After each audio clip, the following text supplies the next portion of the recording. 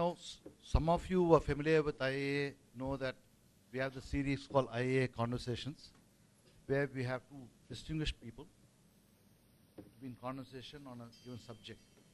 The subject that we have chosen today actually is a fairly new subject to India, probably to the world, a subject where news is compressed in very few words, and that summary is available in the app, and you can then click on it and go and find out more about that news if you are interested.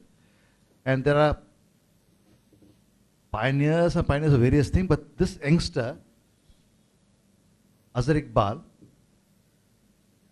very, very old man at 22, 23, he decided to start this when he was an IIT student.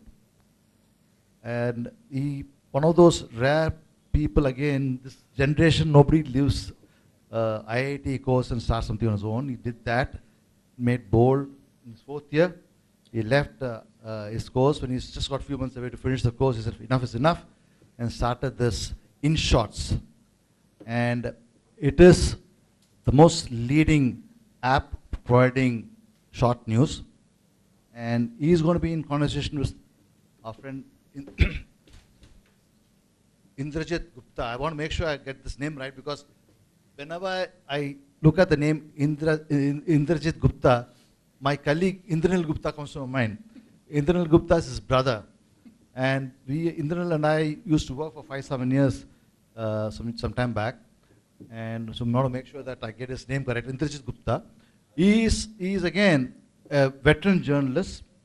He has worked in all the big papers that you can think of in India, like the Economic Times, the Times of India, and also, of course, he was not only just a journalist, he was a resident director of Economic Times in Bombay, a national business editor of the Times of India. So he had influential jobs in the Times Group, and he also the founder, editor of Fortune in India. So, Forbes in India, not Fortune. Fortune is not it. Forbes in India. And of course, he's had many awards to his credit. He has interviewed all the big names like Prahalad and Ramcharan and Nitin Noria and Carlos Gushen, whatever his name is. So all these, we have a long, list of names that he's got. Obviously, as a journalist, he does all that very well. And today we're going to have him do a slightly different role. In addition to interviewing all these famous names, he's going to interview this famous name, Azhar Iqbal, and bring to light what Azhar has been doing the last 3 years in Inshorts, and also then help us understand that business better, and maybe also give Iqbal an opportunity to question Mr. Gupta on what he has been doing in his life and how he got to where he did. I think it certainly can be an interesting conversation, and we'll all look forward to that. Thank you. Thank you, Swami, for that very generous introduction.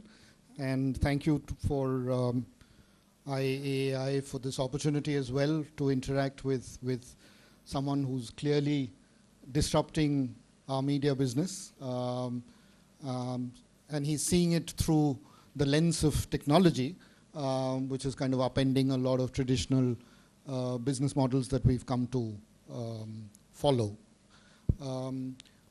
I think the context is interesting that we're having this conversation at this stage, because everyone around the world is kind of searching for that holy grail of what will drive media business models going forward. And it's, I think, good to listen to an outsider's perspective, because he is a classical outsider at 23. He saw opportunities which maybe those of us who've been within the industry for many years, I've spent almost more than 2 decades, we have missed.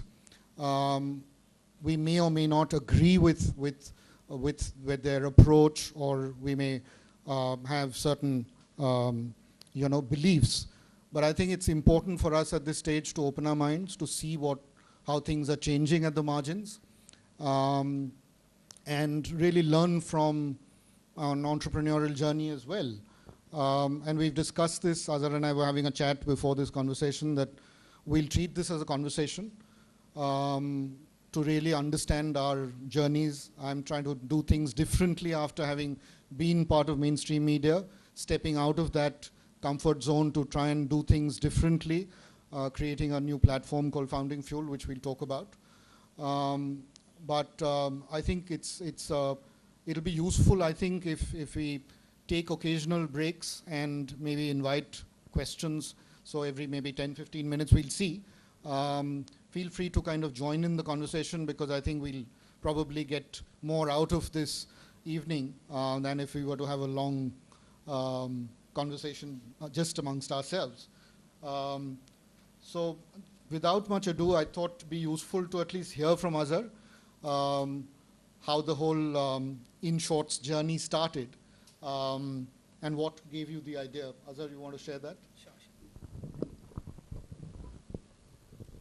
Hello. So first of all, I would love to thank the IIA team to invite me for the conversation. And coming back to, I think I will directly come to the question that sir had. So how did this journey started? No, sir. Call me IG or Indrajit. Okay, sure. So I think in my 4th year of college, as Indrajit said, that I have an outsider perspective to the world. So when I was in my 4th year of college, I noticed that I was in IIT Delhi studying mathematics. So I noticed that a lot of my friends were not reading news. They were just not aware of what's happening across the globe. So one interesting point is one of my friends was not even aware of who the Home Minister of the country is. So the way we saw this, that I have grown up in a family where my father used to wake up in the morning, used to read the newspaper for half an hour, and that's how the life used to be. But in our generation, a lot of people had stopped reading newspaper. So they used to consider it a boring exercise. They just see that why should we waste half an hour of our time every morning to read that newspaper. That's how I saw that probably there's something missing, what that particular thing is missing. So then that's how I started to explore that market and notice that probably the younger generation is very fast. Probably we need things on our fingertip. We just cannot invest too much of time into one thing. That's where we saw this opportunity that probably for the younger generation, we need something which can serve the purpose in an extreme fast way. And then we came up with the idea of news in 60 word, where we believe that probably just within a minute or two, you can be aware of what's happening across the globe. A typical news snippets of 60 word takes around 15 seconds to read. So that's where we saw that probably people, the younger generation could use the app to get aware of what's happening across the globe. And we launched our Android app in September of 2013.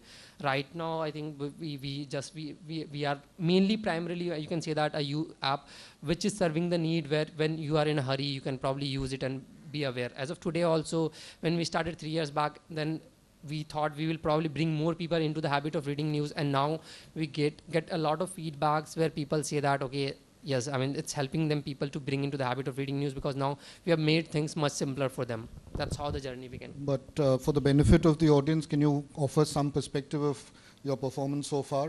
How has that journey progressed? Yeah, definitely.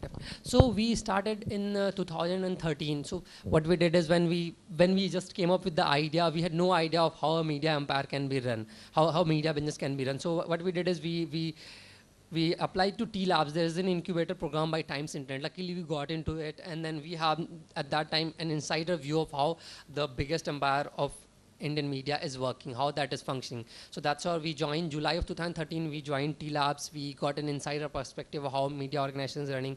We had a complete different perspective. After almost 3 months, we launched our Android app in September of 2013. We passed out of T Labs, and then we focused on the app. Then we got few investors in July of 2014. We raised our seed round, where we have Sachin and Binny as our investor, and the investment was led by Ankush Nijawan, Gaurav Bhatnagar, and Manish Dhingra. They are again seniors from my college. That's where we got the investment, and then the journey continued. So right now we are number 3 in market share in overall news space right now. So the 2 players who are above us are Newshunt and Times of India. So number 3 is what we are right now in market share. But again, I will say that those players are in the long form content. We probably, when we started, we were the first one to come up with the idea with the fact that there is probably a market for short form content. And as of today also, right now we are rated 4.6 on Play Store, which is highest across all news apps across the globe. So that's where we came up with the idea, okay, there is there was a market for long form content where people used to write long form stories. People will continue to read that. At the same time, there's a market because of this smartphone screen size, because of the generation that we are into, because of the speed that we are into. Probably there's a market which is evolving, which is the market of short form content. That's where we are right now. So at present, we have around 5 million downloads. We do more than 1 billion screen views per month. That's the number.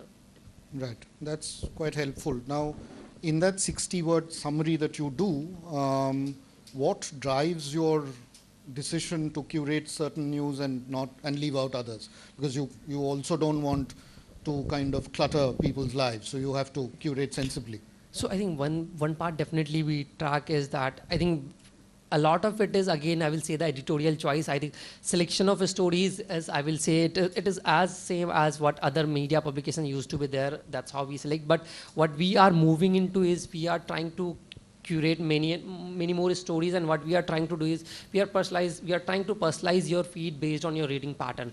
So 6 months back we launched something called My Feed, which is basically, say suppose you start using our app based on how you are interacting with the app. So in our app you have a single news screen dedicated to one news article.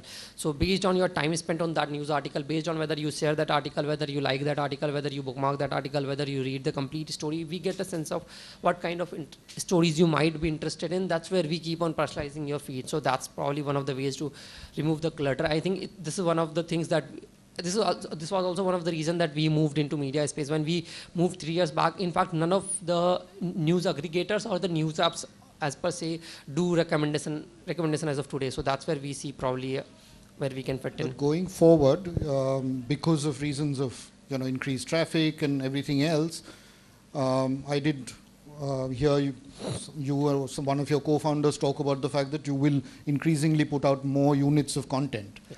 Now, how do you balance this? Because at one level, I think I will say that again, when we say that writing out more content in the back end and serving what a user needs are completely two different problems. Probably what we are trying to do is we are trying to cater we are trying to create many stories in the back end, but probably will fed you with what you are interested in. So interestingly, every single person is interested in different things. What may be interesting to you might not be at all interesting to me. So that I think when we say that we will create more content, that is to satisfy the need of different persons. Because for me, probably an entertainment story could be the biggest story. A movie launch could be the biggest story. For other, it could be budget. For other, it could be probably the elections. So I think every person has a different need, and given the fact in the world of mobile, if we can customize it, let's customize it. That's where we need more stories and serve you with what you need. Right. But you also have interesting data on how the profile of your audience is kind of taking shape.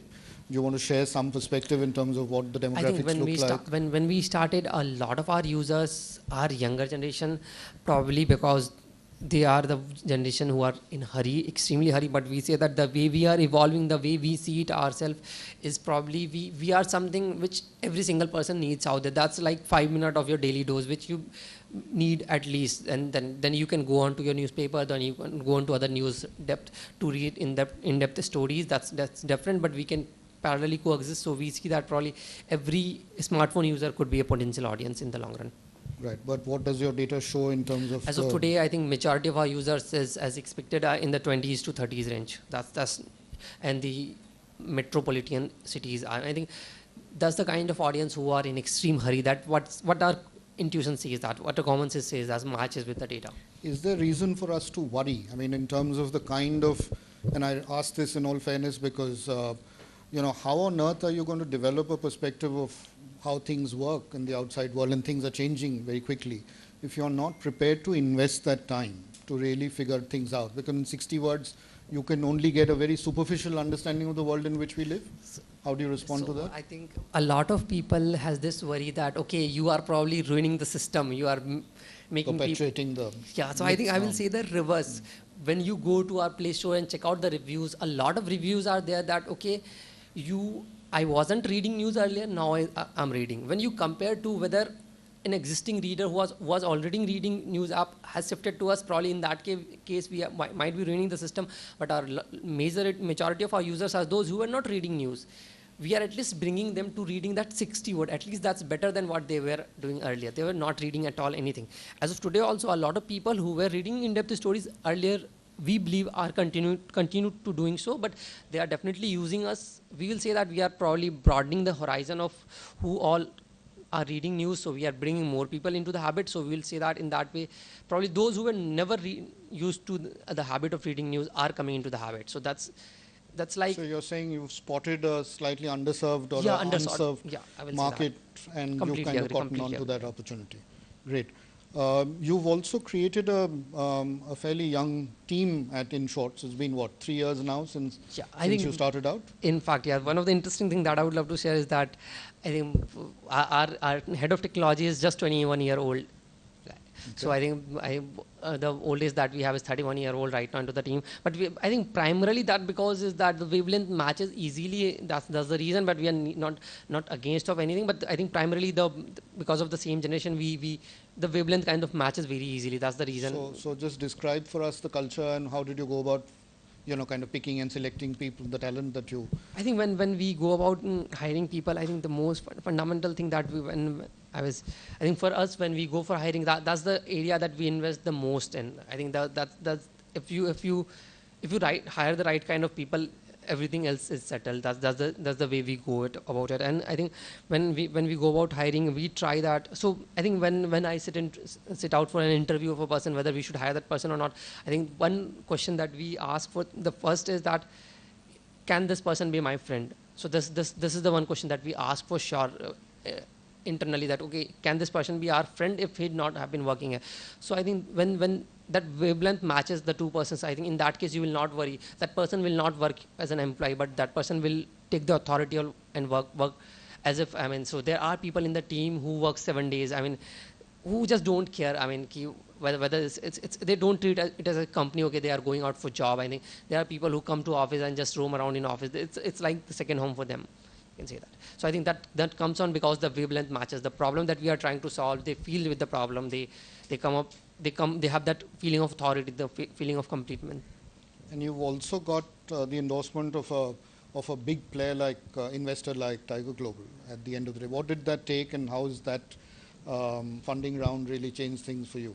I think, so you will say that, I think definitely that helps a lot. So funding give you an opportunity to explore a lot of things, we will say that. And I think the reason. What sort of things would you allude to? So I think one key area is that you can say that when we were without funds, the team was not that large. Then we got some good people on board. I think getting good people on board, giving them flexibility. So in our office, we have tried to make a culture which is completely home-like. So you have complete availability of food in office. So when you are in office, you have complete food. You have a restroom where you have a room where you can go and sleep for some time if you feel like that. So building that culture is probably where you can help building more. That's where I think money brings a lot of help at a lot of places, but I think that's one thing. And the other thing is that, again, the insight. So I will say that one point where the investors have helped extremely is that we have Sachin and Binny on board. We have Gaurav Bhatnagar on board. These people are those who are seasoned who are into the industry for years and years. So whenever you have some query, you can easily reach out to them, get them cleared within a minute. I think that's one perspective that comes with investment. That's extremely helpful. You have any thoughts on the way that you see mainstream media from the outside? I'm happy to engage. So in I think I will not. So I will say that the way we looked at it is that every single mainstream media out there used to be, not only in India but across the globe, they were all producing long form content, and that's how it is. It is from years and years. When we saw the problem, we saw that okay, the generation is changing. That the point is that now for the consumption, we have just 5-inch screen of a smartphone. We don't have a long paper where you can write long stories. For reading that long story on a smartphone is not as easy as it used to be. So we saw a need that to serve that smartphone audience which is in hurry. Probably there could be a market for short form content. That's where we came on board. None of these publishers were doing that. So that's where we came on board. And that's where we want to move into that.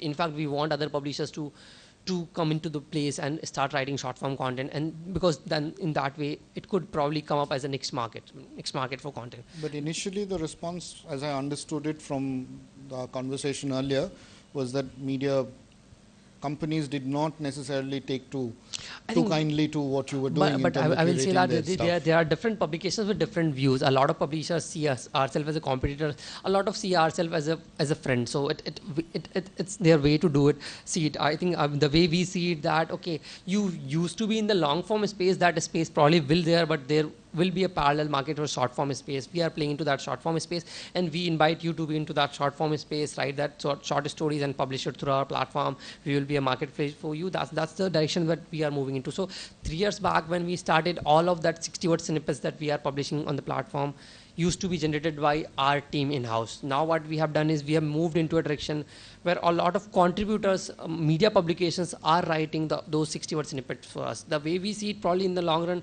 we would be a marketplace for where all these media companies will be writing those 60-word summaries and distributing it through our platform. The only thing that we are claiming is that there is a market for short-form content, and it's open right now. Yeah, it's just that it could well be a case of once bitten, twice shy, because you've seen media companies be disrupted by folks like Facebook.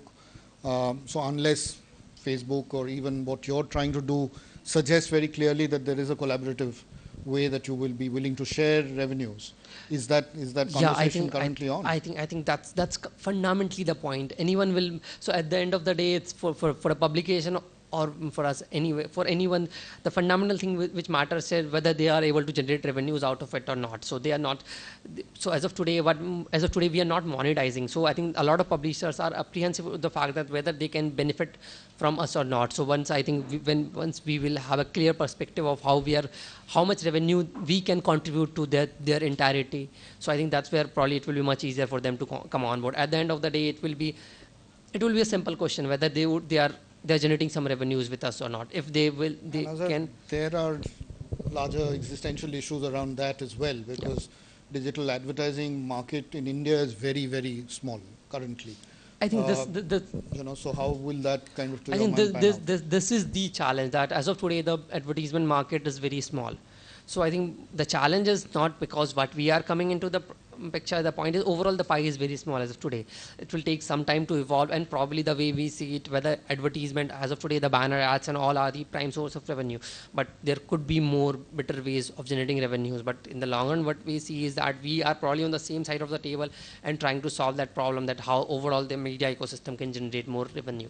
I think that problem needs to be solved from us, from the media publications, from both end sides. As of today, it's entirely dependent on banner ads, which probably is not and that too, the market is in a very nascent age as of today. The overall entire ecosystem for that banner ads or the online ad industry is very small as of today. So I think that industry needs to be a little more matured before we start to get some kind of fruits. So having the staying power in some ways to last it out till the market develops is a key part. Yeah, I think that's a key part. Right. So, and also it's unclear whether the existing models of banner ads and stuff will in some ways deliver value to advertisers as well. That's far from clear.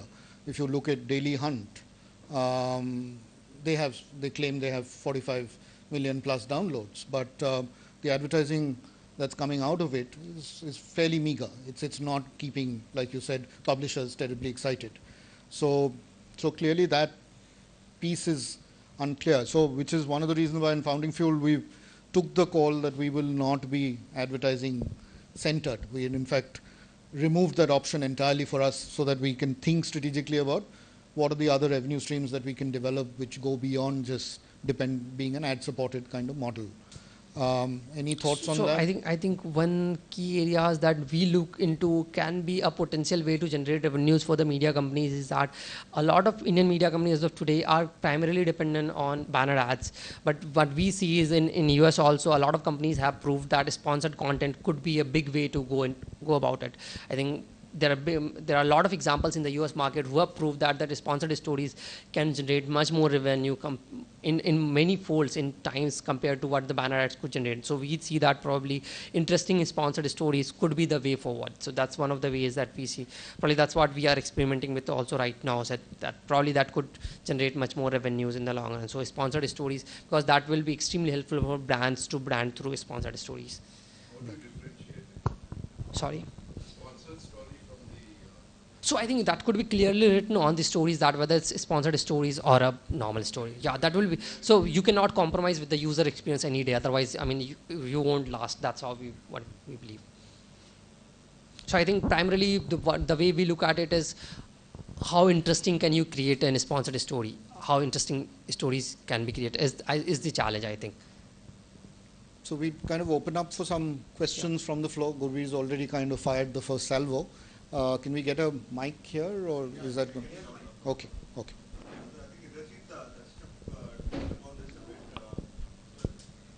No, Yeah. Indrajit touched upon this a bit on the publisher side of, I mean, people whom you're partnering with for content, the publisher sides, where many of the publishers have reservations on, they're thinking of you as a competitor.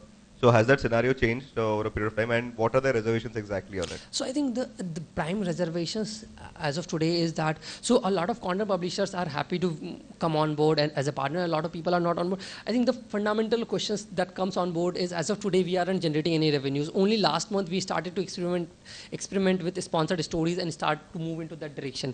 So we believe that till the time we are not able to generate significant revenue and give that back to the publisher, probably they will be a little apprehensive to come on board, because as of today, when we go to them and pitch them, okay, hey, come on board, probably you will be generating something 6 months down the line.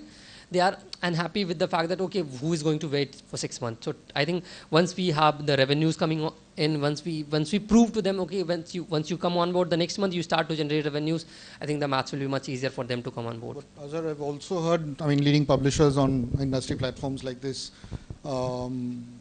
be fairly, outspoken about Inshorts model, saying that, look, they're kind of creaming off our own large investments in content.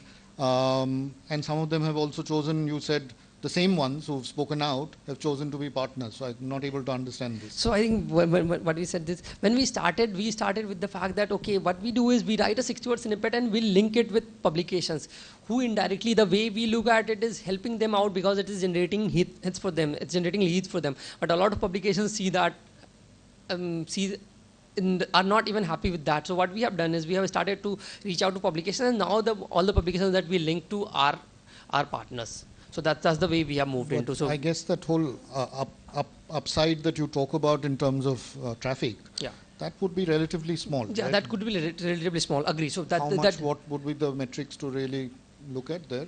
So I think how many people would click on the link?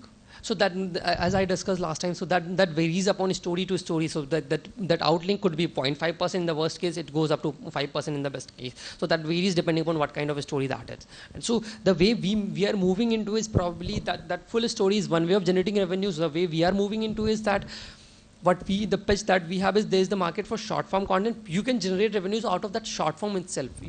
That long form is a different story, that's altogether a different game. What we are saying is that write that 60-word summaries, and whatever revenues that we will be generating through that 60-word itself, you will be having a cut of that itself. It's not the cut of that full story is completely yours. You generate the revenue out of it. We will be sharing that revenue from the short form content. Have you done any pilots so far? So we have just started to move into that direction. So we have a few publishers on board who are niche publishers. There's this publication called Sports Kira who are partner with us, who write that 60-word themselves, push it onto our platform and publish it. So this is the way we are into. So in that way, so our sports section is primarily written by Sports Kira. The way we want to move into is that each and every section or each and every article that is being published on the platform could be provided by some of them, and then in that way we will be a marketplace where these publishers will be distributing their content, their short form content. That's how we see it. We see it probably Twitter or Facebook or any other platform that you are using, you are distributing your long form content. Probably we could be a partner for short form content, right? That short form content, publish it through our platform. But I think the fundamental questions boil down to the fact that why will they do it? As of today, they are not generating anything. The day we will show them that, okay, you can generate revenue out of it, that could be significant compared to what you are generating already, I think all of them will come on board. Sure. Any other questions? I think just to quickly add on to that, more than the sharing of the revenue, I think Azhar, is also the fact that they don't want to lose out on that kind of traffic, which they're giving as a publisher.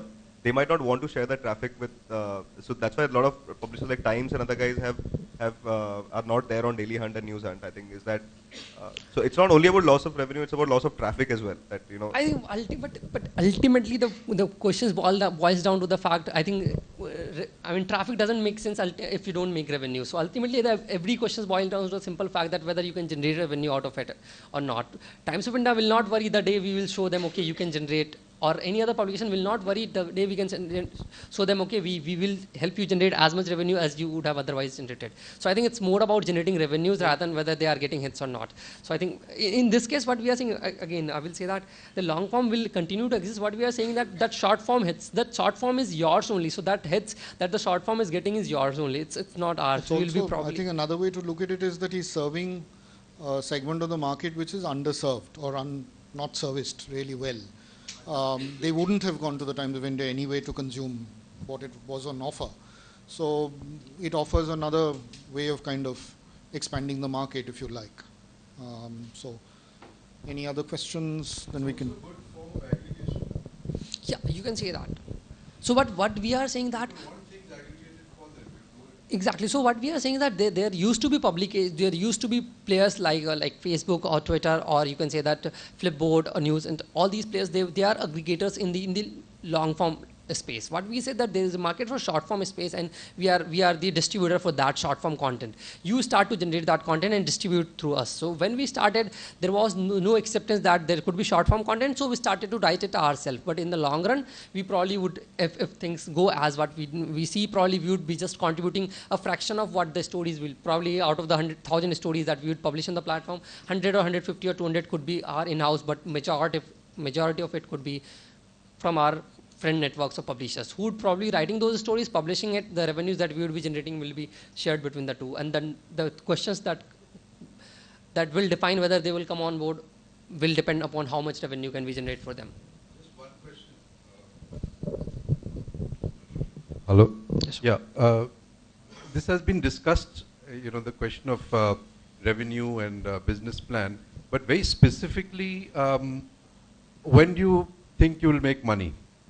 Or it's somewhere out there. It's a good idea. It's a good concept.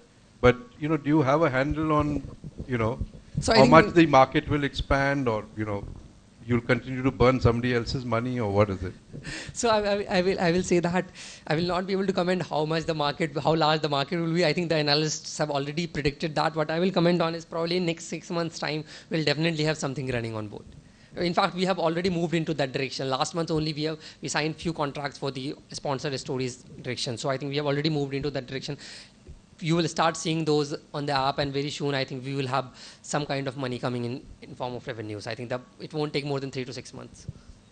So sorry, someone had.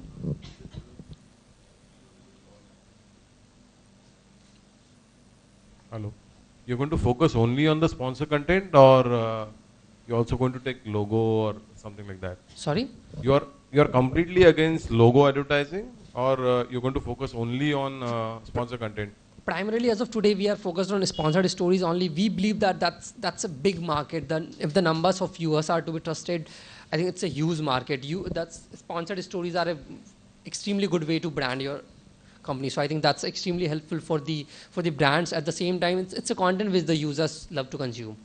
And how you're going to share the revenue? Suppose particular story comes on board in InShort. How are you going to share how are you going to predict what kind of revenue has come because of that story? So I will give you the simple example. So suppose in totality, as of today, what we do is we do more than 1 billion news swipes per day. So suppose one publisher is there which contributes to say 10% of that screen swipes. Say suppose 100 million screen swipes are being contributed, 100 million short stories are being contributed to by a particular publisher. That means out of the entire revenue that we are generating, 10% revenue is in some way is being contributed to by that player. So that 10% revenues so suppose we start to generate say $10 million per month. So you can say that 10 million, out of that 10 million, 1 million is because of that particular publisher. So we'll share that 1 million between we and the publisher. That's how we see it. Yeah. Scoop has a similar model of monetization where they were selling sponsored stories, etc. And they were selling it on a fixed sort of any advertiser pays a fixed amount for a period of 1 week, they'll carry the story. Now, I think from what I have seen is, I don't know if it's the revenue pressures from the investor or whatever it is, because initially they were not open to banner ads. Now, if you see Scoop, which in spite of being such a mass portal, and we thought that they were making good enough money from the sponsored content, I think that has not been enough, and they have resorted to, or rather come down to placing banner ads, Google ads and all that. So I think that proposition might sound very attractive, but is it sustainable is the big question. I think BuzzFeed is a big example in US which does it extremely well. So I think it might take some time before the Indian market, I mean, gets into that form, but probably the way we see it, probably it will definitely move into that. BuzzFeed is a big example. It generates a huge amount of revenues only through sponsored stories. I think it will take the market will take some time to get mature in that direction. You said you want to be an aggregator of short form of content, and you said you may have some 6,000 stories, of which maybe you will write maybe 100 stories. How do you make sure that the stories that comes onto your app is not a story which is against your editorial policy? It's very difficult for a reader distinguish from the story whether it's your story or somebody else's story who's sending in this content. And if you're going to have 6,000 stories, one, I think it's impossible for people to keep track of your stories. Your business model probably could suffer because the importance of stories would get kind of diluted. There'll be lots of things to see and therefore nothing will be seen. So you have a problem on the quality of content or editorial policy that you may have pursued of that, and also the content getting lost in the huge mass of content that may be there. Because yours is one page at a time. So I think what the question, if I will rephrase it, how will you maintain quality when you scale? I think the challenge is faced by every company out there that's there. So I think the question boils down to the fact whether we are generating it in-house or generating it through our partners, how will we maintain the quality of those stories? I think one key is that who all we are partnering with for those content. I think that's one of the ways to go about. The first will be who all those contributors are, who are on our platform, who are writing those stories. Again, saying that the second is all the stories that goes on our platform, we have in-house team who can look after all those stories, whether they are, the quality check can be any day done in-house. And the way we look at it is say suppose, I think 6,000 is a large number as of today. We will say that even if it's 6,000, we see that just a team of a single person can easily scan 50 articles per day for quality, just to ensure quality. So even if we need to check the quality of 5,000 stories, it will take a just team of 100 people or max 200 people, 300 people. That's completely fine to ensure the quality. That's just 5,000 stories per day. So 200 people will easily. No. As of today, we just do 150 stories. So the maintaining the quality is not as big a challenge as when it will be. Yeah, as of today, so it's completely every single story that's going out on the app, whether it has been written by us or by our It's a manual system. It's a manual system. Manual system, yeah. So the quality, I think, the way we look at it is the fundamental of the business is the quality that we can ensure. I think every snippet that's going out there needs to be properly quality checked, because that's. Yeah, fully agree with your points. I think it's quality and credibility. So I think it's completely dependent on fact who all you are partnering with. I think that's where I think the partners. So two quick follow-up questions to what Swami and Gurveer were asking. One is that I noticed that you also strip opinion and viewpoint from the stories. Now, sometimes that could end up in a situation where the quality of the story also kind of loses its impact, because if you can't ignore, every story isn't necessarily always entirely factual. There is a point of view that the writer brings in because of the research that they've done. Now, how do you respond to that?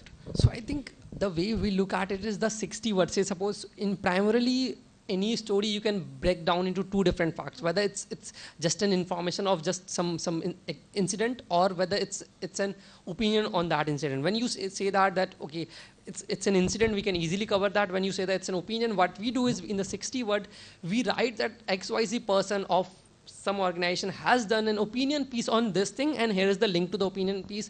For every story we have an outlink. At that case, it's the outlink. If you don't read the outlink, you will not get. So that 60 word is just like I coming to you and saying that, okay, hey, as of today, say X publication has done a good story on this particular thing. Say suppose suppose in case of founding fuel. So suppose you have done a good story on some topic, say Sachin Bansal. So what we will do is we will write a story that founding fuel has done a story where it talks about Sachin Bansal's journey and this, and the story talks about these topics, and here's the link to the story. At the bottom of it, we have an outlink to a publication. So that's where the entirety of juice will be in the story and not in the 60 words. Fair enough. Do you see do you foresee a situation where technology is able to kind of progress to a level where all of this gets automated? I'll tell you Not why as I of today. ask. Not as of today. Bloomberg, for instance, I think recently had circulated, a memo that got leaked, I think, where they said they were working on bots that would in some ways write their own So stories. as of today, as far as we have researched, and the state of art of NLP is not good enough to create good snippets. I think it's the technology needs to evolve much stronger that we see, and the way we see it, probably it will take at least 3 to 5 years, at least in the case that we have some qualities algorithms to write, short stories. So I think it will take some time. Have The you- human. Have you started doing any work on that No, direction? we are still believers of that. The quality or the essence that a human writer can bring, probably that essence, the feeling of the story cannot be written Is that algorithmically. validated by what you see around you? Yahoo had a Yeah, lens I in think which- exactly. A lot of publishers who used to write, who used to have algorithms to write summaries haven't succeeded in past. I think the kind of engagement that, I think before we came into picture, there were a lot of publishers who were trying to do short form content but algorithmic. I think none of them has done very well in past. So that kind of shows that short form has a market, but at the same time, if you don't have quality, probably people will not read it. But I will. That's what we believe in. That's might not be true in the long run. So we'll change tack. Now the ball is in your court. You can ask me questions about our journey. So I think the question that when we were saying is that, so I think in case of the way we see it, probably ourselves and what founding fuel is that in that case was that when we say that 60 word, it's just an information. So the way we look at it is many of the cases when we say that when you have an in-depth story that you have done on something, in that case, probably distribution of that story is a challenge. How do you take it out to the people? That's where probably we see ourselves more into. So in that way, if you see probably what do you see ourselves as a competition? What I will ask. Not really. In fact, you're very right.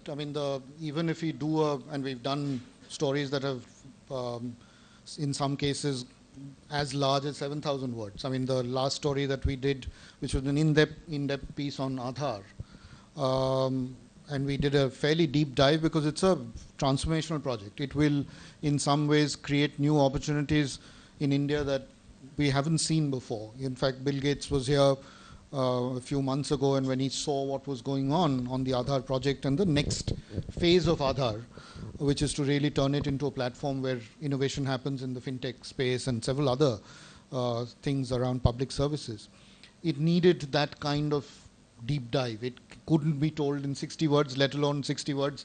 Even 3,000 words wouldn't be enough when we're thinking of turning it into a book. But the key thing is, like you said, how do you tease it? If people are distracted by definition, how do you kind of engage them better? Summaries are one way to do it. We use Twitter cards we use these cards on Twitter where you offer a glimpse of what the story is about, maybe some quotes, some pull quotes. There are many other ways to kind of use social media, particularly Facebook, to try and kind of drive conversations around that story for people who are interested. But discovery is a issue. So distribution, the challenge won't go away. But we've chosen not to, in some ways, remain focused on our platform only. So we've used a partnership with Mint, for instance, as a way to amplify our work. To say that, look, everyone must come to Founding Fuel to read us as a new brand, that's not necessarily a very smart way to go forward.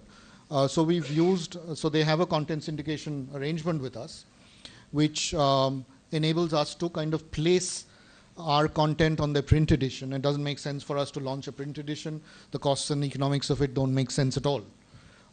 So we earn revenue from that, as well as get another way of amplifying our stories and taking it to a wider audience. And it's usually a curated set of stories that have already appeared on Founding Fuel that go on Mint. The other way to do it is that, and we spoke about this earlier as well, a lot of content is in the form of video and podcasts. people are consuming a lot of that. So on how on earth do you, get people to come to Founding Fuel? It would be well nigh impossible for us to entirely do that. Then you have to spend a lot of money on search engine optimization and Facebook marketing and all of that. So we've chosen to again partner with Ping, which is a Ping network co-founded by Govind Ethiraj, senior journalist, and he runs a multi-channel network with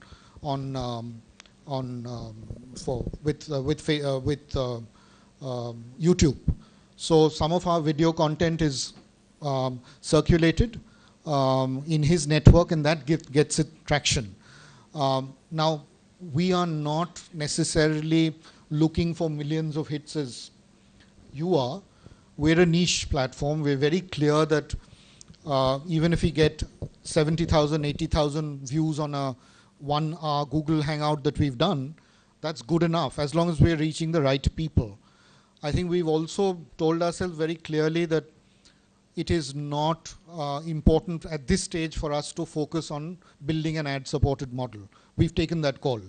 If that call is very clear, then we don't necessarily have to constantly focus on getting onto that treadmill where you kind of focus on growing audiences through clickbaits and all of that stuff that I see happening around us in mainstream media, because there's the only way that you can get advertising digitally is to in some ways generate higher and higher traffic.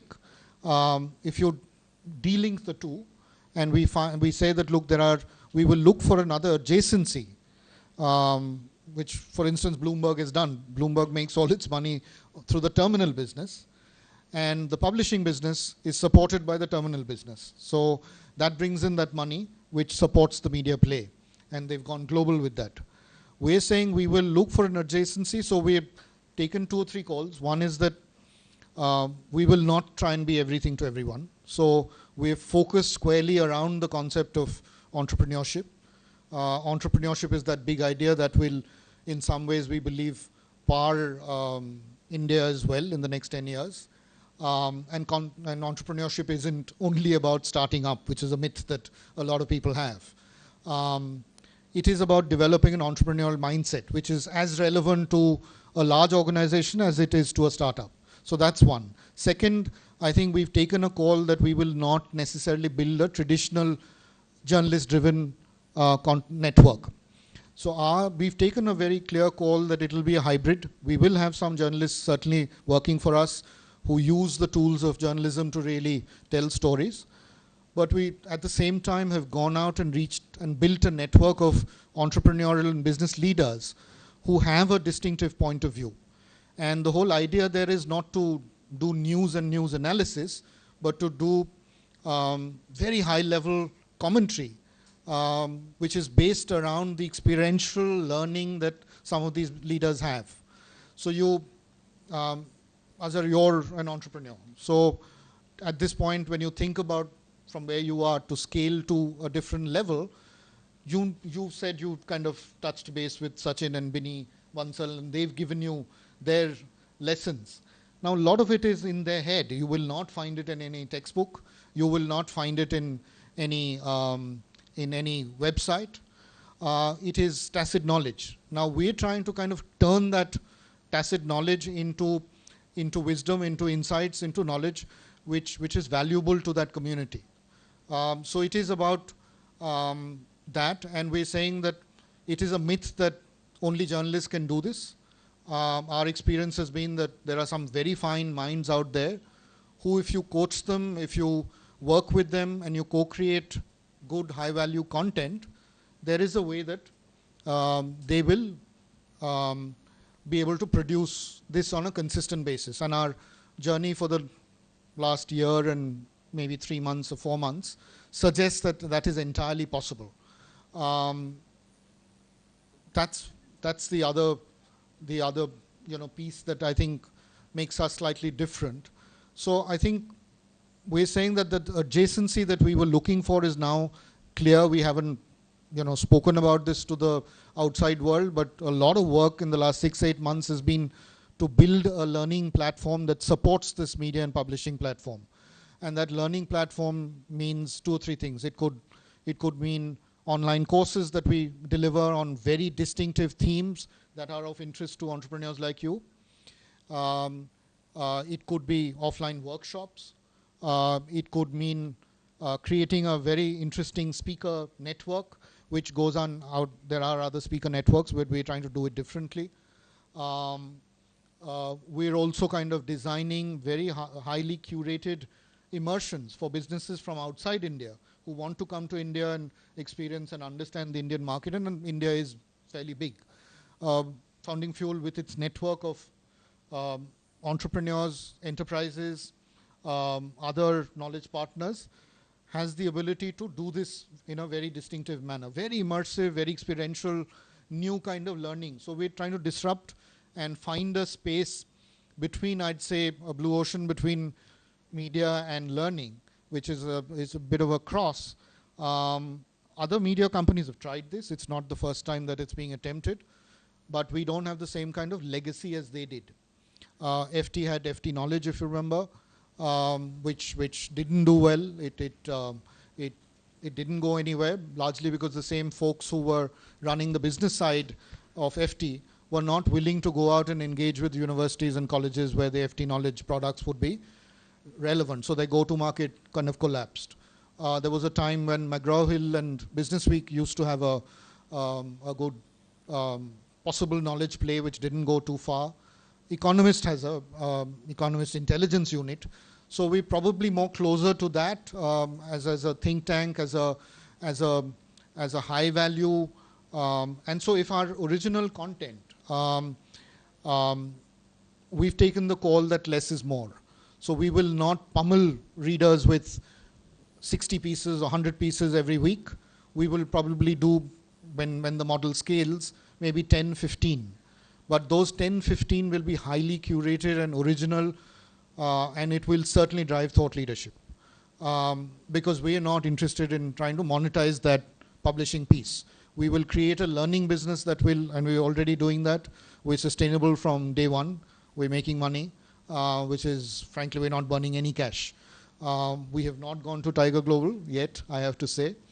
But we've done a small friends and family round. But the issue is that since customer money is coming in, it is helping us, kind of keep body and soul together. We're being very frugal.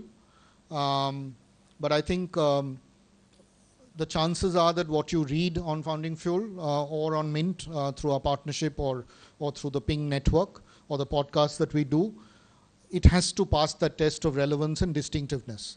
And that's what our editorial challenge is, because whatever we produce must create value. Now, you may argue that how will a 7,000 word piece be of interest? I can tell you, if you look at the statistics, I was talking to Azhar about the Rahul Yadav story, which really went viral when it was published on the Founding Fuel site. It still gets traffic. It still gets traffic. We've almost crossed 4.5 lakh uniques on that story alone, and it has gone viral. So I think the lesson there is that the old right of way that the Times of India's and the Indian Expresses and the Hindus had, which was to get the newspaper into your home, thanks to social media, it is broken down. Almost 50% of our traffic comes from social, largely Facebook, to some extent Twitter and LinkedIn. And that piece will continue to grow. Most people like us who are in this space say it will go up to at least 70-80% very soon, from 50 to thereabouts. So that's a long answer to your question. Anything? I think I will leave it to audience in case they have something to ask. When it comes to a particular publication, for example, Times of India or Hindu or Hindustan Times and others. So do you think that, or today is it happening? I don't know. Your partners with the publication, do you think they are forcing you to build the loyalty when it comes to the digital platform for them, or do you think that will you, or let me say that, will you appreciate if they tell you to build the loyalty for them or carry out their logo on their news or snippet that you showcase on your app? or you are against it? You want to have your own segment of audience who will come to your app and that's it. No mentioning about the publication. I think we are completely in that way of friend to networks, because the way we look at it is probably we want to move into where that snippet will be clearly mentioned that it's snippet by X publication. So the way we want to move it, when a person will come to our platform, he will choose, okay, these are the publications that I want to read, the short stories from these publications. That's how we want to move into the long direction. So it will be a user. So when you go to Facebook, you do not choose. When you go to Twitter, you do not say that you're reading news from Twitter. You are reading news from different publications who you have subscribed to. That's the way probably we would be moving into. So a user coming to on our platform will have an option to choose, okay, these are the publications from where I want to read the short stories. So those short stories will be from that platform. You will be reading it on our, so we will be a medium, but we will not be creating those content. So the branding of that content will remain there. I had a I had a question for Indrajit. Indrajit, you are right? Yes.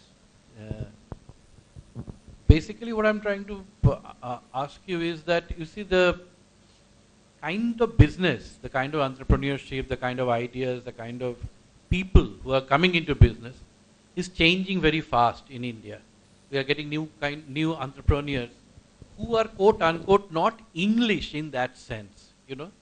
So when you mentioned that McGraw-Hill tried some kind of publications, Economic Times does, Founding Fuel, how far is your English negotiating with this new kind of people? And do you see that the language as a kind of barrier, or do you need to rethink? You know what I'm trying to get at. Like, do you think that we need to reassess, because all these 60 words and things are also because of the way that we none of us are very. Firstly, there's a idea of height and speed, but secondly also, like, we are not used to reading long articles in English and stuff like that. More than, apart from their side, there's this instant news and things. We are now bringing down news even to like 10, 15 words, you know, like, because once you read their headline, you can pick and choose whatever. So in that context, where do you see the future of writing or communicating in English, and how do you think it may change?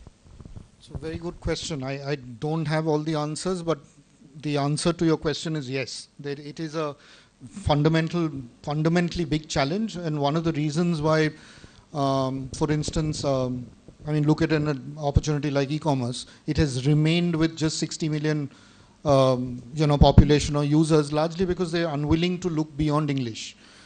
Yes, creating new languages is enormously hard work, right? It is getting the syntax right. There are technology solutions are also pretty difficult. It doesn't come easy. But there are already attempts to do that, because there are new startups that have come into that space that are already starting to create, the ability to, move into Indian languages much faster. Yeah. Yeah, so by and large, the Google attempts are pathetic. You not can't Google. do anything. This is beyond Google. There are new startups that are coming in.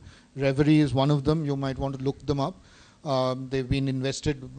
They have an investment from Aspada, which is an impact investor. And because Aspada is a patient investor, they're willing to give it more time to take shape. But I think the critical thing is really the reading habit itself. The point that Azhar was making, that there are tens of thousands of people who are not into reading on a regular basis. And he's trying to kind of, in some ways, trigger that habit, or let that habit form. I think video consumption is growing by leaps and bounds. For a print journalist like me, that was a huge challenge, to be honest. Now, we could have been arrogant and said, look, we will continue doing what we have been doing all our lives. But we said the best way to build that capability is to sensibly partner. And we've partnered with Ping because they have that in-house capability. They have a studio, they have editing facilities, they have a team which is brilliant, absolutely fantastic. But it still doesn't solve the language problem. My guess is that at this point in time, we don't have the bandwidth to do it. I'm sure the large groups will probably be faster off the blocks, or folks who are well-funded like him might take the plunge into language. But I think video and podcasts as well. Podcasts is still underdeveloped. The reason why I think we chose to partner is that the quality then, is substantially higher. In fact, the work that Ping has done for us, I'd say is broadcast quality. It's shot on HD. They have done things, and we've done some 1 hour Google Hangouts, and 1 hour for Ping is sacrilege. They say, boss, why on earth are you doing 1 hour Hangouts? But people watch it because it's compelling, to watch. If he produced rubbish, then I'm saying that people would have moved on. So it is a bit of a myth to say that I challenge that notion that everyone is only interested in 5-minute snacks. You cannot understand today's world if you take that point of view, because as all of us here, we've seen how Brexit played out, right? One of the reasons why Brexit, the phenomena hit us, is that people are not willing to understand things deeply. They take decisions and then think. If you want to kind of perpetuate that kind of society and accept that's the way things are going to be, then you can choose to. We have chosen that, look, we will focus on a certain niche. We will not try and do everything. But in that niche, people who are interested in learning and becoming a high-performance entrepreneur will gravitate towards us. The implicit there is that only maybe 10% of that audience will gravitate towards us. We're happy with that, because we cannot possibly do the job that he's doing, because our approach is very different.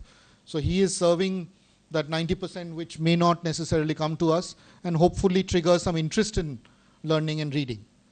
But I think digital, and I think the limited point there is that digital sometimes makes us greedy. We think that because we're digital, we will amass thousands and millions we lose sight of the fact that there are, that the work that we do, we must stay true to that character. Everyone can't be Inshorts, and neither should they. We've got to maintain our unique identities. Economist, if it started doing what Inshorts is doing, would collapse in a year, right? But Economist today is still profitable. It is highly respected. It is taken seriously. And there are, as I said, multiple paths to skinning the digital opportunity. We've chosen a certain path. I think there will be many others that will follow. I'm sure there'll be enough innovation, Azhar, you'll agree. And you've started observing media much more closely since you got into the business. You want to share, respond to that? I will just love to add one point is that the way we look into it, probably the long form content, the short form content will coexist in the market till eternity, the way we see it. Probably what will happen is you will probably consume many number of articles. When you come to short form, probably you will, typical users of our browsers more than 80 stories per day on the app. Probably you will just read 8 in-depth stories. So I think the number of stories will differ, but I think people will definitely consume long form stories and short form. So the short form is mainly for the breadth that what happened across the globe in everything, and then the depth will be for something that I am interested in. Probably I'm a person who is interested in sports. I will just read few stories, in-depth coverage of sports. And probably in that case, in short form, it will be a breadth. So it will just give you a glimpse of what happened in international, what happened in sports, what happened in technology, an overview of the picture. That's how we see it. The other limited point on this is that we've got to discover new storytelling formats, particularly tailored for the mobile. He's found one, but I'm saying that there may be other innovations that are possible, which lies at the intersection of video, text, graphics, brilliant data visualization, still images. You have to see some of the work that is being done by The Guardian. I mean, amazing, integration of text, images, video, data to tell very compelling stories. The challenge there is, how do you hold interest? How do you hold the interest of someone from start to finish? We're experimenting. So one of our colleagues went to the US to do a 1-year research essentially on this. How do you find or create new storytelling formats tailored for the smartphone? And he's done some fabulous stuff. Some of it has worked, some we have to do more, and it's a lean team. So there is only so much that you can innovate. Any thoughts on that? I mean, how do you kind of innovate for the smartphone? Are you kind of questioning a lot of what you're doing, trying out new things in formats and UX? I think in format in UX, we are definitely experimenting, but I think That's one area. I think when we started with that's the fundamental we started with. Then when you talk about a smartphone, probably the screen size is extremely important. That's where we came up with the short format of content, and now we are extremely bullish about that. Okay, that short form is definitely going to work. There could be multiple different formats where multiple different people can come on board and probably have different user segment, but we are right now more focused into that short form content, which we believe is a big market where a lot of people will move into because they are in a hurry, they need stuff. I have a question for both of you, and I'm glad that you just touched upon the smartphone phenomenon. And the world is generally looking at the mobile behavior and how everything is possible on devices which are meant to be mobile. And what I understand from this, the conversation is very interesting that you're talking about something which is really suited for the smartphone, the handheld device. And the kind of thing that you're talking about, Indrajit, 7,000 words, I don't know whether I can manage to do that on a mobile device. So I really want to understand this from both of you. Where do you see this, though you're saying that there are two different segments, one is a mass, the other is a niche, if I've got you right. And both will exist and both will. But there is one big challenge, and though you've said that you are managing very well, and I believe that, that knowing you, especially about, about being frugal, etc., those are great virtues. But at the end of the day, we realize that there is this whole thing about size matters. And you talk about, when you talk about size, you talk about numbers, you talk about advertisers, etc. That is the revenue that people are looking at. How do you deal with that? Because niche is great, but we have seen wonderful products which we've all subscribed to, and they stop because somebody decided that it was not making sense. I don't know who that was, but the fact is that we stopped getting those publications. So in this numbers game, where this whole people chasing the mobile generation and everything becoming short now, YouTube trying second ads which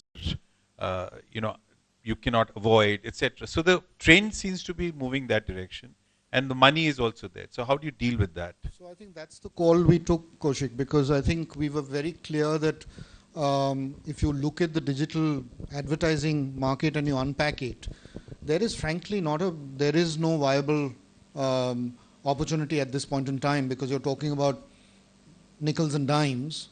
And does that make sense for us to hitch our bandwagon on building an ad-supported model?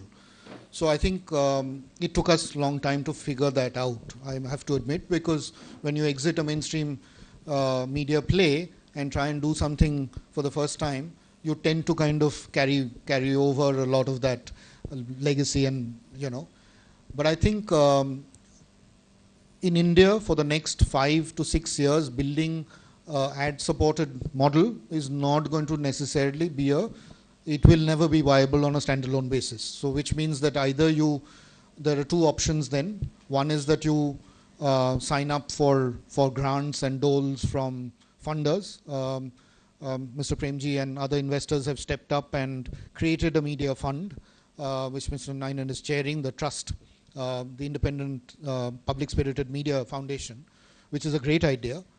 But we didn't see ourselves doing that. We said, look, if we want to be true entrepreneurs, I don't think we want to live by grants and doles. We want it to be sustainable.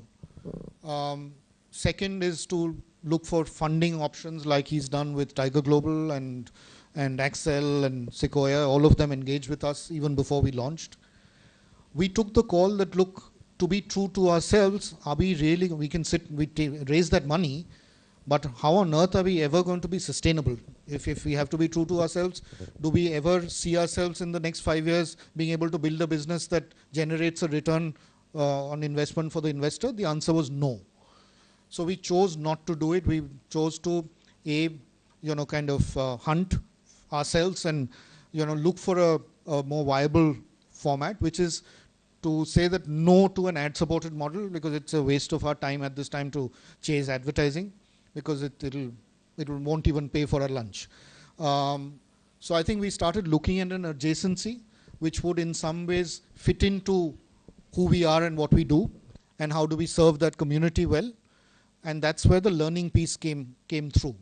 Much like Bloomberg has its terminal, our learning business helps fund the publishing part. So the publishing model takes on the role of knowledge, thought leadership, much like what a McKinsey Quarterly would do, or much like what the information in the US is trying to do. The information is entirely subscription driven. We are not there. India, no one will pay for content either. So we're kind of don't have that luxury as well.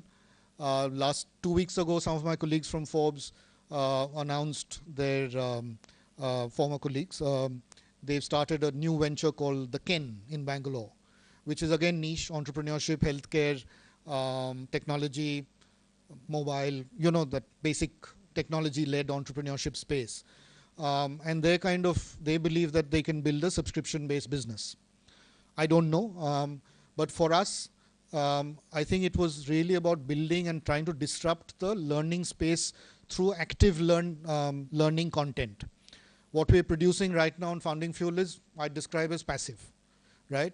And entrepreneurs need much more than passive content, right? If you're building a business, you want to read good stuff, clearly, but you also want to engage and learn and apply that in your business context.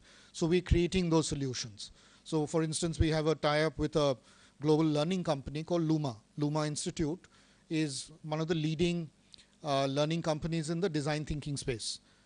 Entrepreneurship, the other side of the coin, is innovation. Indian companies, whether it's large or small or startups or mid-sized, all struggling to figure out how to turn innovation into a repeatable process.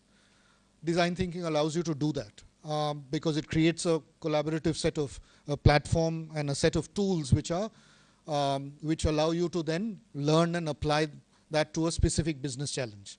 So we've actually used our network of contributors that I spoke about, because it is not a traditional journalist network that we've built. There are some journalists who write for us, but there are also many entrepreneurs who work with us, whether it's a Subrata Bagchi or Harish Chawla, we're familiar with, and from the media space and e-com space, R. Sriram, who used to be founder of Crossword. Very, very bright, distinctive voices. And it's a very deep collaborative engagement. It's not just saying that, Sriram, tomorrow just wake up and, write something for us. We've collaborated very, very actively. And they're also now collaborating with us on the learning piece. So we've already started, bringing in revenues. And there are many ways that you can use, comes together. And we at Founding Fuel really end up designing and curating that whole immersive experience, right? And obviously we get a fee for it as well. But why are people willing to be part of this immersion? A Future Group or a Star, where they shared the whole experience of Hotstar. Fantastic stuff. Largely because they also get an opportunity to engage with, these are senior leaders, they're not students who come. So there are many other ways that online courses, speaker circuits that we're looking to build, offline workshops that we've already done, working with enterprises on solving a particular business challenge that they're facing using design thinking tools. So we don't consult, we're not consultants, but we're catalysts. So we're innovation catalysts in that sense. So it's a slightly, as I said, it's somewhere between a media and a learning kind of play, where it's not a traditional model at all. And I think the network that we built reflects that. Very diverse bunch of people. Coaching specialists, consumer insight specialists, design thinkers, technology folks, supply chain guys. They are really gathered to help, let's say, an entrepreneur. If he has a business challenge and we were to work with him on that, in 2-3 months, we would certainly be able to move the needle on what he needs to do. And the answers will come from within his team. We are not going to tell them what to do. It's really open source tools that come into play. So there are many creative ways that you can, and we haven't shared this journey, this is the first time I'm talking about it, but for the last 6-8 months, we've experimented like crazy, because that's the answer. If you remain rigid and you say that, look, there's only one way to play this, I'm saying you will hurtle down a path of I mean, you know where you'll head. We don't want to get there. We've risked our careers when we're saying we want to build something that is relevant for the next 5, 10, 15 years, not to build something which will flake out in a year or two, so it better be sustainable. That means kind of taking some calls which are very different from what others are doing. Looking for blue ocean, oceans, not sticking to just the red. We are primarily probably playing in that ball game, so where we have a lot of audience, because we will have, so the game that you are talking about, we are purely into that. We are purely into numbers game, you can say that.